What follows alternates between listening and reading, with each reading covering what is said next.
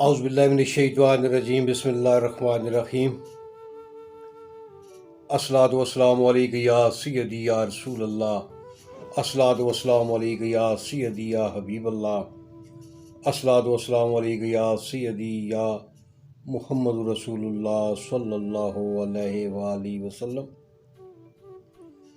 जेदी अपने सारे तकने आह्लें की, सुनने आह्लें की और अपने चाहने आह्लें की, पाकिस्तान में या पाकिस्तान तो बाहर दुनिया ने किसी कोने में भी बैठे हो, अस्सलाम वालेकुम। और तुम सारे की मैं अपनी बैठक में जी आइन आखसा, वेलकम करसा, बखैर रख ले और खुश आमदीद। उम्मीद है तुस सारे खैरियत नाल होसो और तुसानिया दुआवां नाल मैं भी बिल्कुल ठीक ठाक हाँ। बहुत शुक्रिया। परसों थोड़ी जी अख ना प्रॉब्लम सी, हाली भी थोड़ा जा फर्क है, लेकिन कदी कदी वो एक एलर्जी हो जानी और अख ते अटैक होने, लेकिन अल्लाह पाक ने आसान है, काफ़ी बेहतर। उस दिन मैं परसों जी वीडियो अपलोड की थी, उसने यूट्यूब फैमिली मैंबर्स नाल एक रिक्वेस्ट की थी कि काफ़ी टाइम हो गया है मेरे सबसक्राइबर जेड़े ने 700 वाला फिगर क्रॉस नहीं करने। तो माशाअल्लाह बहुत शुक्रिया। उसी रात नू मेरे दोस्तों ने, मेरे यूट्यूब फैमिली मैंबर्स ने थोड़ा उन्होंने धक्का लाया तो 700 का फिगर क्रॉस हो गया। और बहुत सारे मेरे फैमिली मेंबर्स ने कहा कि जनाब 700 का फिगर क्रॉस हो गया। बहुत शुक्रिया जनाब, बड़ी मेहरबानी। मैं तुम सारे ने तावन ना बहुत मशहूर हाँ।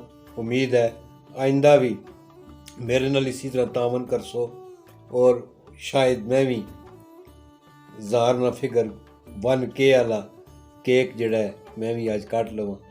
तो माशाअल्लाह अज एक सिस्टर ने बड़ा ज़बरदस्त सैलीब्रेट करने पे सन, उन्होंने भी 1000 सब्सक्राइबर हो गए माशाअल्लाह। उन्होंने अज केक वगैरह कटे है, अल्लाह पाक उन्होंने भी मुबारक फरमाए।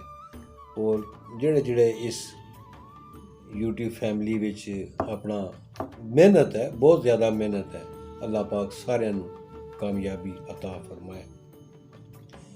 यूट्यूब फैमिली ने इस प्लेटफार्म तो कोशिश ये करना कि कोई ऐसी चीज़, ऐसा किसी कोल, कोई ऐसी कोट जिसने विच असा सारे ने वास्ते वो भलाई ने तौर जुमरे चाहे।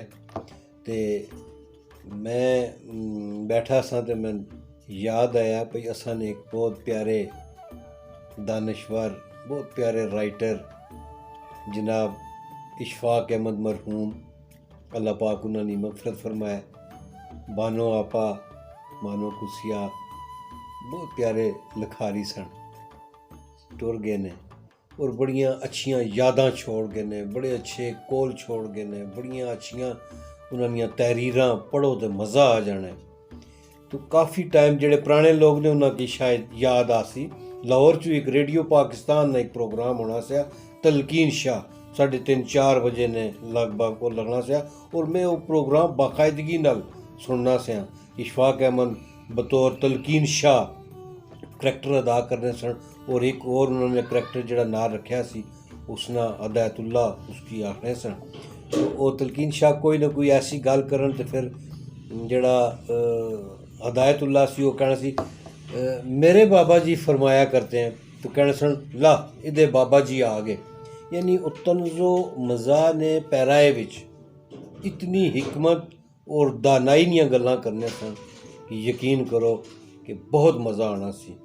और वो पुराने वक्त पुरानियां चीज़ां जिस वक्त में याद करना तो मैंने बड़ा अच्छा लगना कि उस वक्त ने जड़े दानश्वर, अदीब, लिखारी, बहुत प्यारी प्यारी वो ड्रामे बड़े चंगे होने सन, बड़े खूबसूरत, अंधेरा उजाला, दूसरे तीसरे, उन्होंने बहुत ज़्यादा मस्बत पहलू आने सन।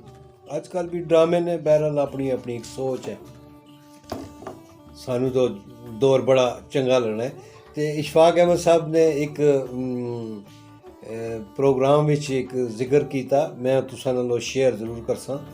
कहने कि मैं रक्शे ते बैठ के ते एक बुजुर्ग सन, एक दरवेश सन, उन्होंने की मिलने वास्ते गया लाहौर शहर तो बाहर।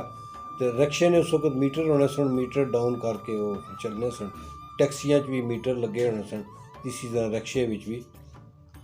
मैं जिस वक्त उस मुकाम पर पहुँचा तो उत्थे मीटर देखा तो वो 3 रुपये 80 पैसे या 3 रुपये 50 पैसे लमसम पैसे बने। तो मैं उसकी बड़ी 4 रुपये दिते तो मैं उसको वापसी ते बकाया नहीं किया। तो मैं अपने तरफों क्या मैं कि चल 4 रुपये तू रख ले यार। यानी मेरे अंदर एक चीज़ आई भाई मैं इसकी 3.5 रुपये ने बजाय 4 रुपये दिते। यानी मैं बड़ा फ़ख्र महसूस किया। जिस वक्त मैं वो बाबा जी को पहुँचिया बैठा तो बाबा जी मेरे को पूछने लगे, पुत रक्शे वाले नूं पैसे दे दिते ने? मैं कहा जी हजूर दे दिते। कहने कितने पैसे दिते ने उन्होंने? मैं कहा जी उहदे बनदे तो 3.5 रुपये सन तो मैं उसनूं 4 रुपये दे दिते। यानी मैं बड़ा फखरिया अंदाज में कह कि मैं 4 रुपये दिते जी। तो बाबा जी मुस्कुरा के कहते हैं पुत अगर 5 रुपये दे देते। मैं कहा बनदे जी 350 तो मैं उसनूं 4 दे दिते तो 5 मैं किस तरह दे दूँगा? बाबा जी कहन लगे पुत दिते विचों दिते ने ना, तो दिते विचों ही होर दे देंदे उहदा काम बन जाता। यानी कहने ना मकसद ये सी कि अपने पलियों तो नहीं दिते ना, खुद तो नहीं दिए ना, आपने तो उसके दिए हुए पैसों में से दिए हैं ना। कौन सा तीर मारा है? अल्लाह। लिहाजा दोस्तों उहदे अता करदा उहदे दिते विचों दिती आओ। असां कोल खुद किथों मतलब आंदे ने। लिहाजा बड़ी हिकमत और दानाई नी गल है। उम्मीद है बहुत सारे संगियां की इस गल ते वो बहुत ज़्यादा पता लगा उसी भी मैं क्या कहना चाहना। दिते विचों दियो, यानी उसने जो अता किया हुआ है उसमें से दे के फ़ख्र न करो कि मैंने दी है। अगर वो मुझे ना देता तो मैं कहाँ से देता। वमा अलैना इल्लल बलागुल मुबीन। पाकिस्तान जिंदाबाद।